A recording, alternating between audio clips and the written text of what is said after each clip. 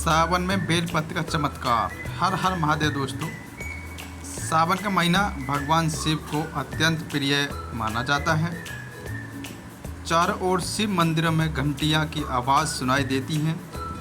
भक्त भोलेनाथ का जलाभिषेक करते हैं और श्रद्धा से बेलपत्र, धतूरा और फूल भगवान शिव को अर्पित करते हैं। लेकिन क्या आपने कभी सोचा है कि आखिर बेलपत्र भगवान शिव को इतना प्रिय क्यों है? आज की कहानी इस बेलपत्र के अद्भुत महत्व और भोलेनाथ की कृपा से जुड़ी है। बहुत समय पहले की बात है।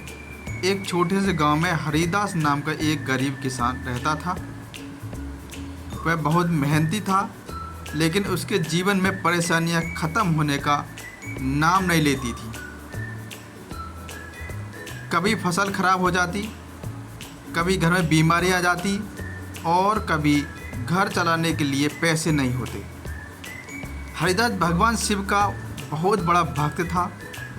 उसके घर के पास एक छोटा सा शिव मंदिर था। वह रोज़ सुबह उठकर मंदिर जाता और शिवलिंग पर जल चढ़ाकर कहता, हे भोलेनाथ, मेरे पास आपको देने के लिए धन दौलत नहीं है।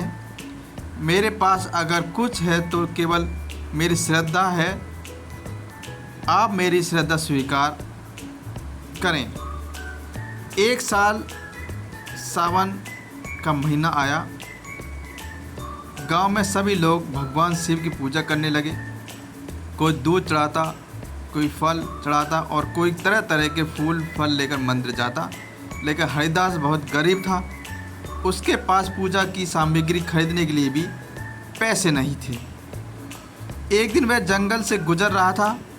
अचानक उसकी नज़र एक बेलपत्र के पेड़ पर पड़ी।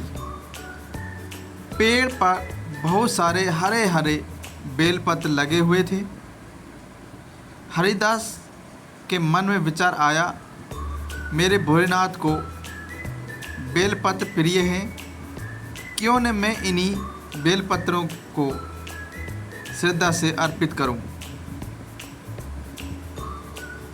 वह पेड़ के नीचे बैठ गया।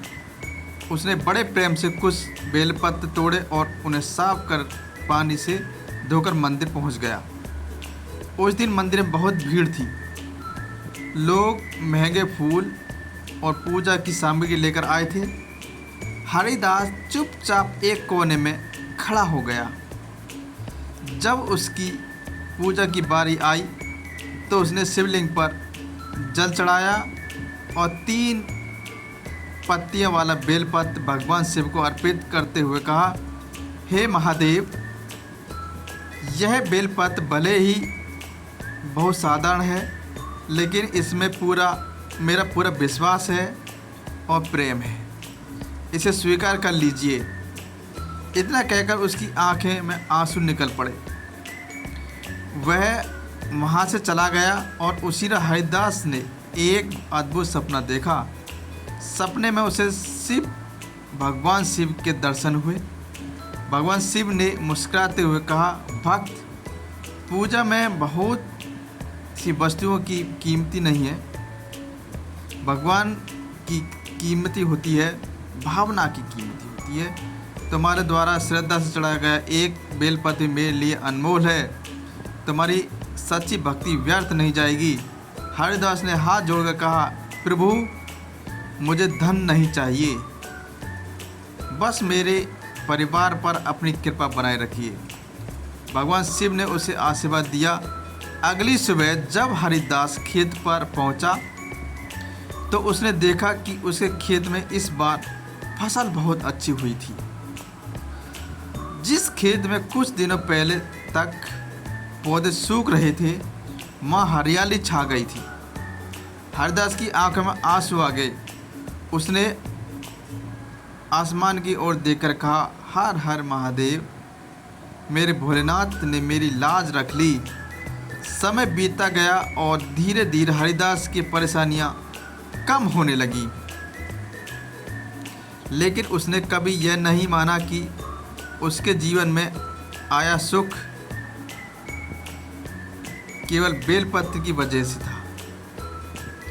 वह हमेशा कहता, चमत्कार बेलपत्र में नहीं, भोलेनाथ पर किए गए सच्चे विश्वास में है। बेलपत्र का धार्मिक महत्व। हिंदी परंपराओं में बेलपत्र भगवान शिव को अर्पित करने का विशेष महत्व माना जाता है। बेलपत्र सामान्यतः 3 पत्ती वाला होता है। भक्त इसे भगवान शिव को अर्पित करते समय श्रद्धा और मंत्र के साथ पूजा करते हैं। मान्यता है कि बेलपत्र की 3 पत्तियां भगवान शिव के विभिन्न रूपों को त्रिदेव से प्रतीकात्मक रूप से जोड़ी जाती हैं। इसलिए सावन में जब भक्त शिवलिंग पर बेलपत्र चढ़ाते हैं तो उसके मन में एक ही भावना होती है, हे भोलेनाथ, हमारे जीवन से दुख और नकारात्मकता दूर करें और हमें सत्य, शांति और सद्बुद्धि का मार्ग दिखाएं।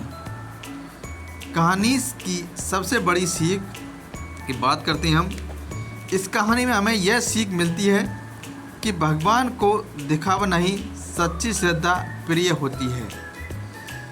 किसी के पास बहुत धन है और किसी के वह बड़ी पूजा करता है तो वह अच्छी बात है, लेकिन किसी गरीब व्यक्ति के पास केवल एक बेलपत्र है और वह उसे पूरे विश्वास से भगवान को अर्पित करता है तो उसे भगवान की उतनी ही मूल्यवान है।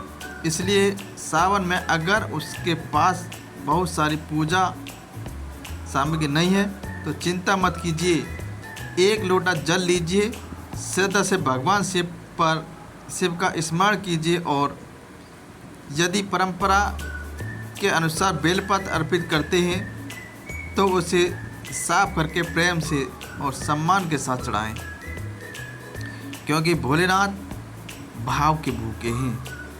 अंत में बस इतना याद रखिए, जिसके मन में सच्ची श्रद्धा हो उसके लिए एक बेलपत्र भी पूजा बन जाता है और एक सच्ची प्रार्थना भी भगवान तक पहुंच जाती है। सावन के इस पावन महीने में भगवान भोलेनाथ आपके जीवन में सुख, शांति और समृद्धि प्रदान करें। हर हर महादेव। ओम नमः शिवाय। बोल बम, बोल बम,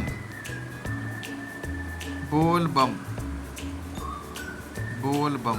नमस्कार दोस्तों, सभी सब्सक्राइब